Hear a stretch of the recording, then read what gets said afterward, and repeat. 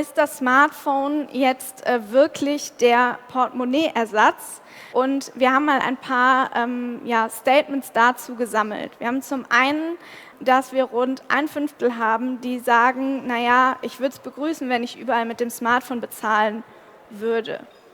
Wir haben aber auch Leute, die sagen, naja, für einen schnellen Einkauf nehme ich schnell mein Smartphone und brauche eben kein Portemonnaie mehr extra mitzuschleppen. Genauso sind es rund 15%, die eben sagen, naja, wenn ich das Haus verlasse, dann brauche ich kein Portemonnaie mehr. Ich nehme nur mein Smartphone, habe alles dabei und es ist dann gegessen. Den Schlüssel braucht man vielleicht auch noch, aber sonst nimmt man eben nur noch sein Smartphone mit.